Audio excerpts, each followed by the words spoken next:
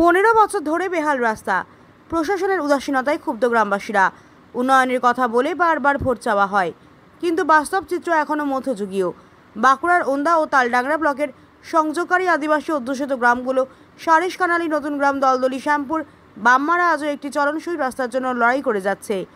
যশোদানন্দপুর থেকে বামমারা পর্যন্ত মাত্র 6 কিলোমিটার রাস্তার শেষবার মেরামতি হয়েছিল 2012 সালে। তারপর থেকে কোনো সংস্কার হয়নি, অথচ এই রাস্তাই তাদের মূল যাতায়াতের ভরসা। প্রায় 15 বছর ধরে ধুলো, কাদা, গর্ত আর জর্জরিত পরিস্থিতিতে চলাফেরা করছেন এই গ্রামের মানুষ। আজ থেকে প্রায় 25 বছর আগে তৈরি হয়েছিল এই রাস্তা। তারপর শুধু অবহেলা আর প্রতিশ্রুতির পাহাড়। বারবার লিখিত অভিযোগ দেওয়া সত্ত্বেও পঞ্চায়েত হোক বা বিডিও অফিস কিংবা জেলা পরিষদ সবই থেকে গেছে কাগজে কলমে, কোনো কাজ হয়নি। অবশেষে বাধ্য হয়ে গ্রামবাসীরা রাস্তায় নেমে আসে। প্রায় 5 ঘন্টা ধরে চলে অবরোধ। ঘটনাস্থলে এসে পৌঁছন ওন্দার জয়েন্ট বিডিও। পরিস্থিতি দেখে তিনিও স্বীকার করেন অভিযোগ সত্য। বলেন, রাজ্য সরকার টাকা না দেওয়ায় কাজ আটকে আছে। প্রশ্ন ওঠে, তাহলে এতদিন প্রশাসন কি করছিল? স্থানীয় তৃণমূল নেতৃত্ব এই অভিযোগে একমত, অথচ শাসক দলের এতদিন নীরবতা নিয়েই উঠেছে প্রশ্ন। এতদিনে মানুষ বুঝে গেছেন প্রতিশ্রুতি আর বাস্তবের মধ্যে বিস্তর ফারাক।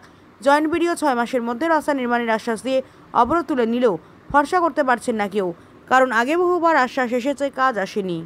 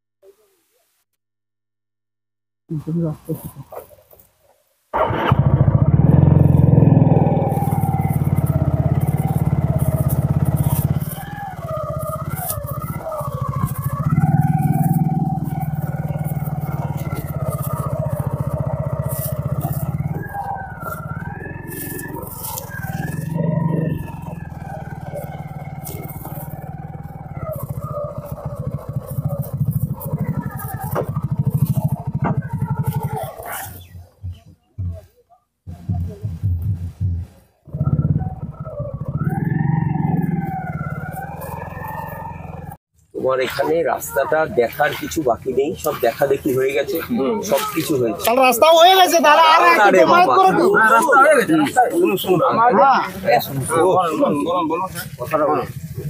এখন শুধুমাত্র একটি জিনিসের জন্য অপেক্ষা আছে, সেটা হচ্ছে রাজ্য থেকে টাকাটা স্যাংশন করতে। সেই টাকাটা যত তাড়াতাড়ি স্যাংশন হবে, বিষয়টা বলছো, আবারও বলছি, তার এই রাস্তা বানাতে তোমাদের হিসেব কি বলে? এই একটা 5 কিলোমিটার রাস্তা বানাতে কতদিন সময় লাগবে বলো? আন্দাজে বলো। টাকাটা এসে যায় এই বছরেই 6 মাসের মধ্যে এখানে রাস্তা হয়ে যাবে। মানে আর টাকাটা যদি আসে, যদির কথাটা কেন বলছি, ওই কাগজটা দিয়ে দিলে আমি বলছি যদিটা থাকবে না। কাগজটা তো অনেক আগে থেকে সমস্যা হচ্ছে একটা জনবহুল এরিয়া, আমাদের বহুত গ্রামের লোক এটা যাতায়াত করে। একটি কলেজ আছে, একটি হাই স্কুল আছে, প্রাইমারি স্কুল দুটি আছে।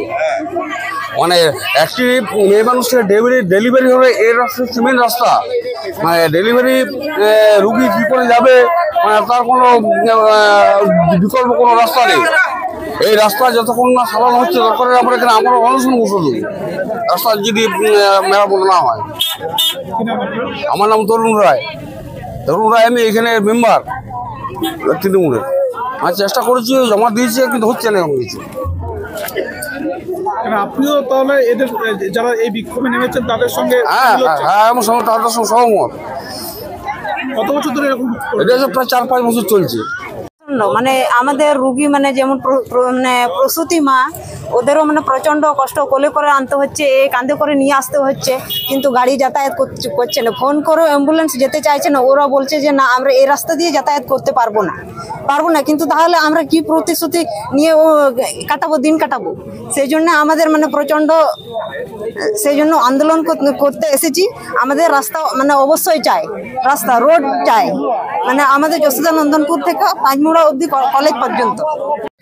আজকে আমরা আমাদের যে দীর্ঘদিনের রাস্তাটি মেরামত না হওয়ার জন্য গ্রামবাসী বর্ষাকালে প্রচুর সমস্যার সম্মুখীন হচ্ছে। এমনি সময়ে প্রচুর সমস্যা হয়, বিশেষ করে যাতায়াতের ক্ষেত্রে। আর এছাড়াও এই রাস্তাটা আমাদের গ্রামে হাই স্কুল আছে, এবং এই রাস্তার মাধ্যমে পাঁচমুড়া কলেজে যোগাযোগের অন্যতম মাধ্যম হিসাবে এই রাস্তাটিকে ছাত্রছাত্রীরা এই রাস্তাটি যাতায়াত করে থাকেন। তাহলে এত গুরুত্বপূর্ণ রাস্তা দীর্ঘদিন ধরে মেরামত না হওয়ার জন্য যাওয়ার উপযুক্ত অবস্থায় নেই। তাই আমরা আজকে প্রশাসনের দৃষ্টিভঙ্গিকে নজরে আনার জন্য অফিসে জানিয়েও কোনো কাজ হয়নি। তারপর উচ্চদপ্তর দৃষ্টিভঙ্গি আনার জন্য আজকে আমরা পথ অবরোধ কর্মসূচি পালন করতে বাধ্য হয়েছি। যশোদানন্দনপুর সারেস কানালি হয়ে বামমানা খাল পর্যন্ত এবং কলেজ, পাঁচমুড়া কলেজ। কত কিলোমিটার রাস্তা? আনুমানিক 7 কিলোমিটার। পুরোটাই কাঁচা রাস্তা। লাস্ট রিপেয়ারিং বলতে 2012 সালে একবার সামান্য মোরাম ফেলা হয়েছিল, এটাই কাজ দেখেছি। আর এই ভোট আসে, ভোট যায়, প্রতিশ্রুতি দিয়ে দেয়, কিন্তু সমাধান এখনো পর্যন্ত আমরা পাইনি। প্রতিবার ভোটের আগে শুধু প্রতিশ্রুতি পাই, কোনো সমাধান এখনো পর্যন্ত তাদেরকে দেখাও যায় না এখানে।